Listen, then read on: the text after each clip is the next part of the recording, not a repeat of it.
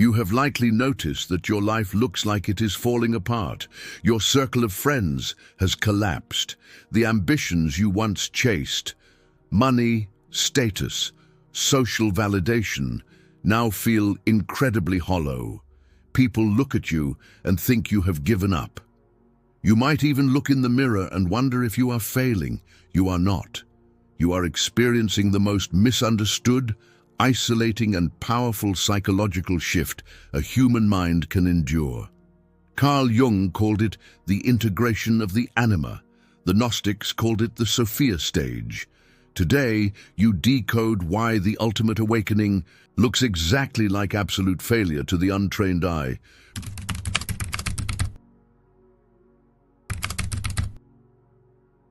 Read that twice, because what Carl Jung is describing is the exact territory you are walking through right now, alone, with no map, while everyone around you insists you are simply depressed, lost, or broken. They are wrong. They have to be wrong. Because if they were right, they would have to confront the same dissent in themselves, and the average mind is not built for that confrontation. So they label you. They diagnose you. They whisper that you are wasting your potential, that you have changed, that you used to be so driven, so social, so ambitious. And every one of those whispers is a small act of psychological self-defense on their part, because your transformation is a mirror they cannot bear to look into. The truth is far more dangerous than your perceived failure. The truth is that you are executing the rarest tier of psychological evolution available to a human being. The dismantling you are experiencing is not a malfunction. It is the prerequisite. The hollowness is not emptiness. It is space being cleared. The isolation is not punishment. It is the laboratory. And the grief you feel for the version of yourself who used to chase approval, accolades, and applause is not weakness. It is the mourning that always precedes individuation. You are not falling behind.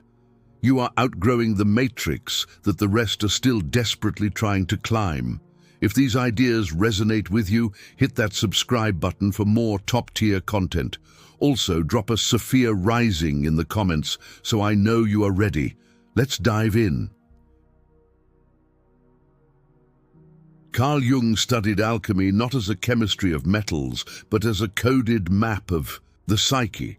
And the very first stage of the alchemical process, the foundational fire, was called the Nigredo, the blackening, the burning, the reduction of everything you thought you were into ash. The alchemists understood something modern psychology has only recently begun to articulate. Nothing of true value can be built on top of a false foundation. The gold of Sophia, the gold of inner sovereignty, the gold of authentic selfhood, cannot emerge until the counterfeit self has been completely incinerated. And that counterfeit self is exactly what society spent 2 to 3 decades installing inside you.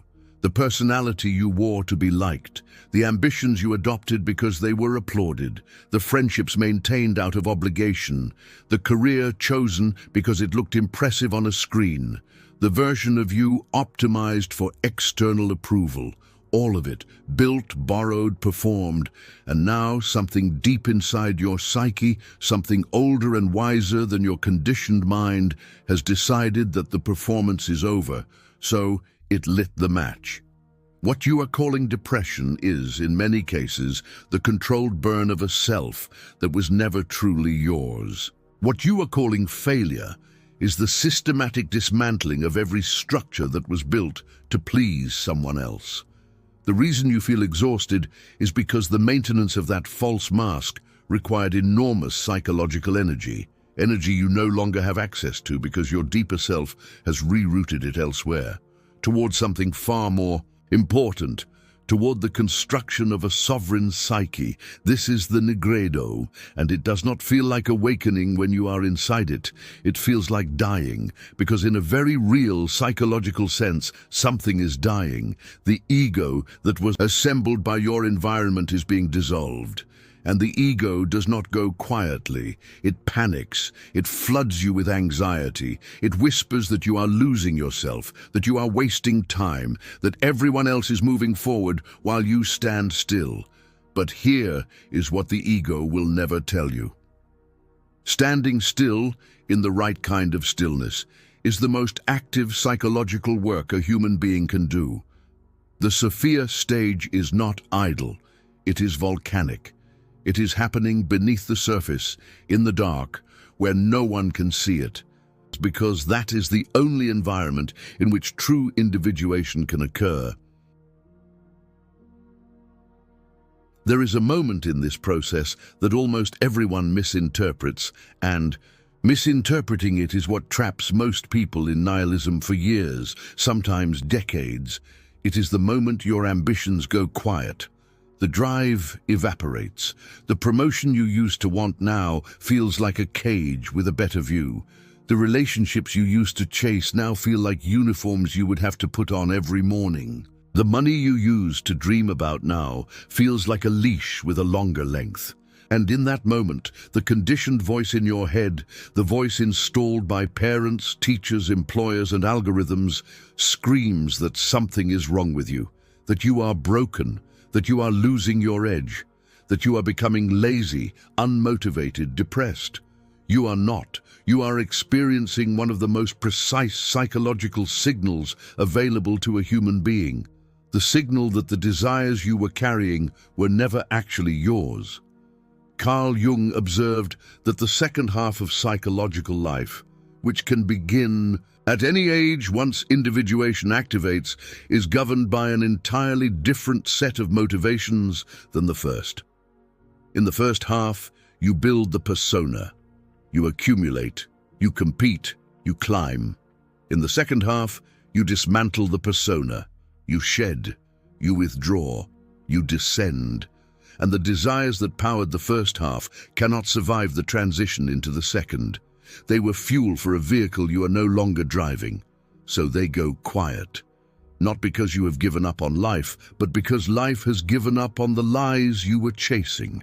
This is the hollow ambition phase, and it is brutal. Because society has no language for it. Society only celebrates the climb. There is no ceremony for the descent. There is no LinkedIn post for the man who walked away from the title because his soul could not breathe inside it. There is no Instagram caption for the woman who let the friendships dissolve because they required her to perform a version of herself she had outgrown. There is no applause for the person who chose stillness over status. So you walk this road in silence, and you mistake the silence for failure. It is not failure, it is the precise sound of a sovereign mind being born. The hollowness you feel is not the absence of meaning. It is the absence of false meaning. It is the vacuum that must exist before authentic meaning can move in. And authentic meaning, the kind that emerges from individuation, is not loud, not flashy, not optimized for applause.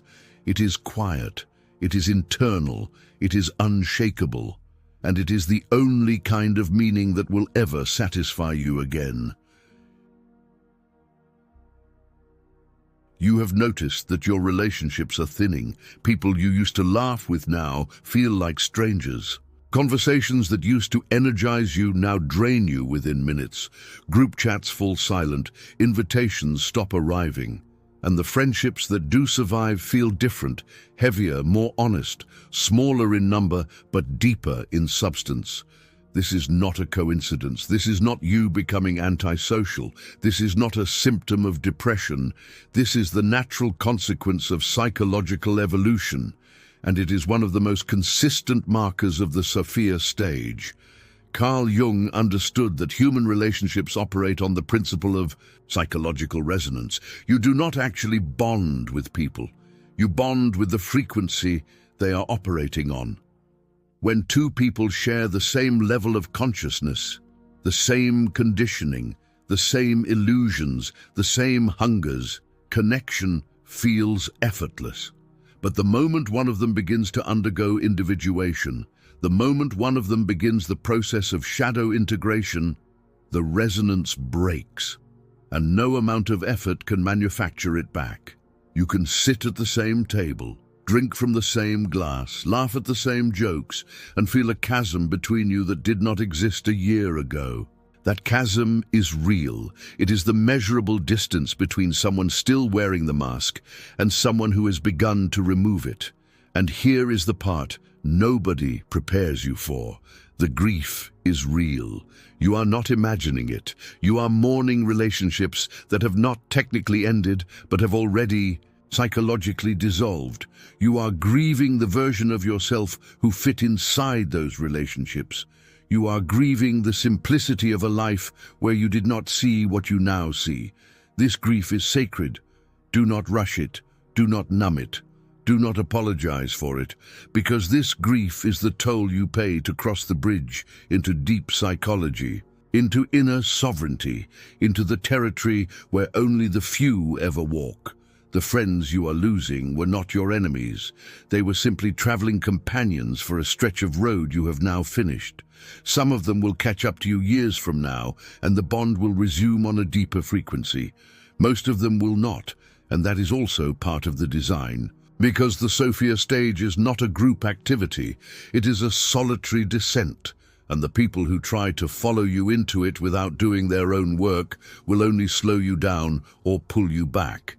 The isolation you are feeling is not a punishment for your evolution. It is the protective container in which your evolution becomes possible. The hermit phase is not a malfunction, it is a feature. And every figure in human history who achieved any meaningful degree of inner sovereignty went through it alone, in silence, often for years. Now we arrive at the principle that, once understood, will fundamentally reframe everything you have been experiencing. You are not losing your drive. You are starving the ego so the true sovereign can eat. Carl Jung made a distinction that most modern self-help has completely ignored. The ego is not the self. The ego is the small, frightened, externally constructed manager of your daily survival. It is concerned with status, image, comparison, and approval. It runs on borrowed fuel, the fuel of validation, attention, and applause. The self, with a capital S, is something entirely different. The self is the deep psychological totality of who you actually are, including everything the ego has suppressed, denied, or refused to acknowledge. Shadow integration, in Jungian terms, is the process by which the ego stops dominating the psyche and the self begins to take its rightful place at the center. And here is the mechanism almost no one understands. The ego cannot be argued out of its position. It cannot be reasoned with. It cannot be tricked. The only way to dethrone the ego is to starve it, to withdraw the very supply lines that keep it alive. The supply line of social validation, the supply line of constant achievement, the supply line of comparison and competition, the supply line of busyness and noise. And when those supply lines are cut, the ego does not die quietly. It throws a tantrum. It floods the nervous system with what feels like depression, restlessness, dread, and existential panic. It tells you that without these supply lines, you are nothing, that you are wasting your life, that you are falling behind, that you should rush back to the old patterns, the old friends, the old ambitions, before it is too late. This is the most dangerous moment in the entire process, because if you listen to the ego in this moment, you will reverse the entire alchemical descent. You will rebuild the false self. You will return to the matrix. You will tell yourself you were just going through a phase, and you will spend the next 10 years pretending you never saw what you saw. But if you can hold steady, if you can sit inside the discomfort without flinching, if you can let the ego scream itself hoarse without obeying it, something extraordinary begins to happen. The self begins to emerge, quietly, slowly, without fanfare. You begin to notice that your decisions are no longer driven by what others will think. You begin to notice that your energy is no longer leaking into performances you do not believe in. You begin to notice a stillness in your chest that was never there before, a gravity, a density, a presence. This is inner sovereignty being born. This is what individuation actually feels like from the inside. Not a triumph, not a celebration, a quiet, steady, unshakable becoming. And once you have tasted even a fraction of this, the ego loses its monopoly on your motivation forever. You will still act, you will still build, you will still create, but the fuel will no longer be approval. The fuel will be alignment, and alignment is the only fuel that does not run out. But this withdrawal is not the end of the process.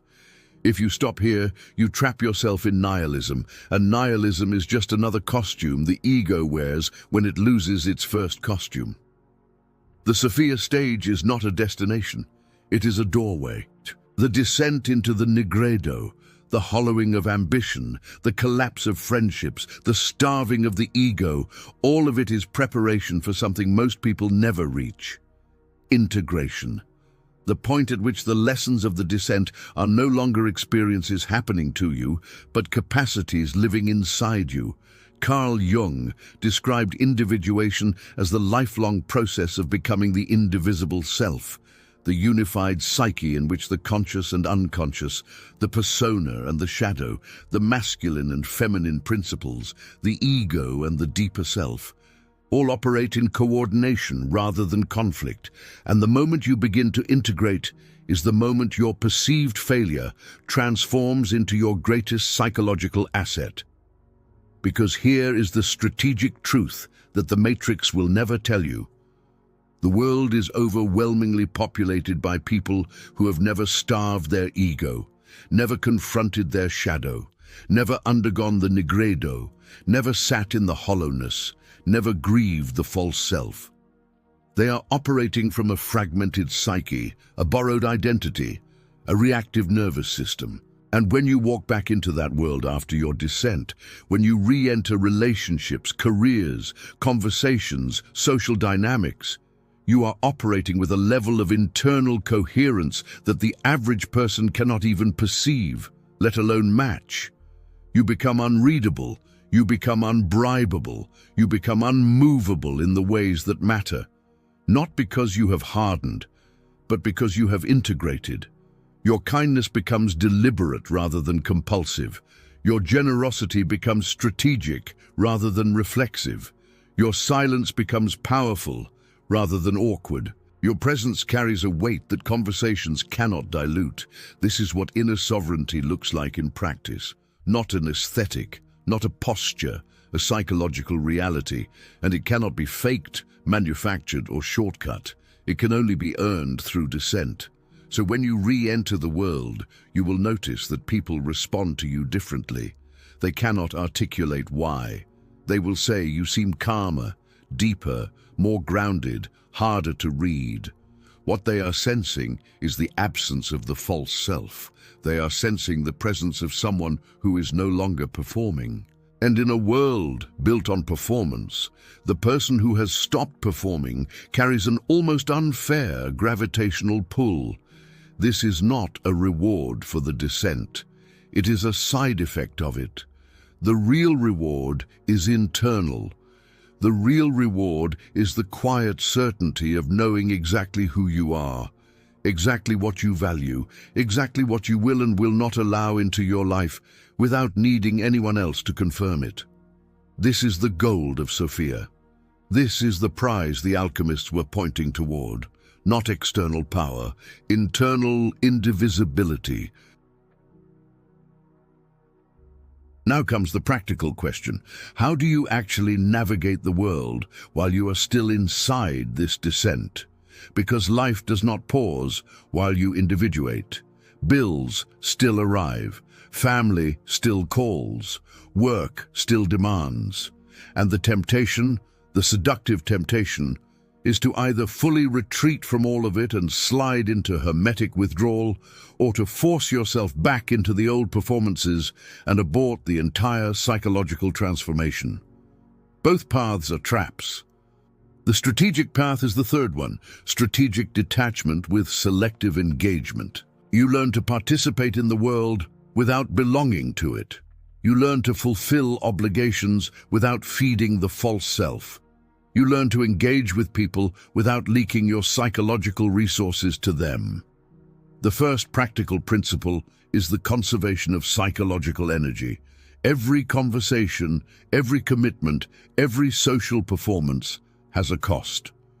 During the Sophia stage, that cost is amplified because your psyche is doing extraordinary internal work and cannot afford to subsidize the emotional needs of everyone around it. So you become deliberate.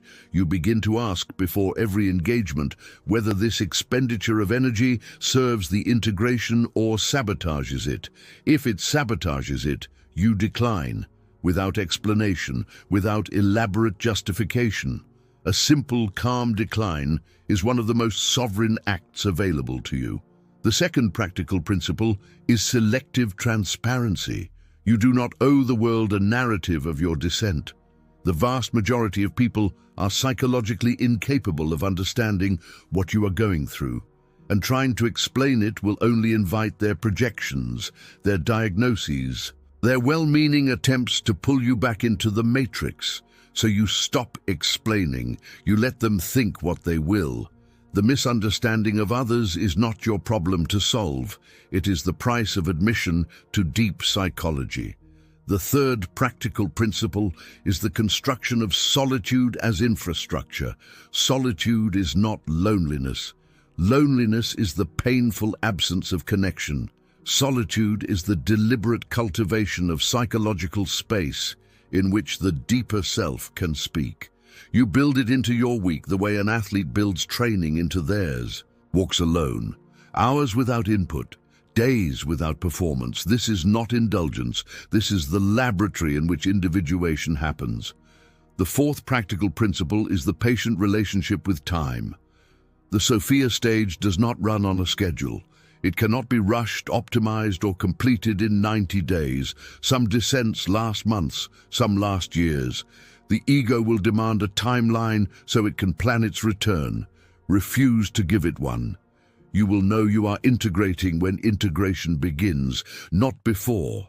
And the fifth practical principle, perhaps the most important, is the absolute. Refusal to apologize for your evolution.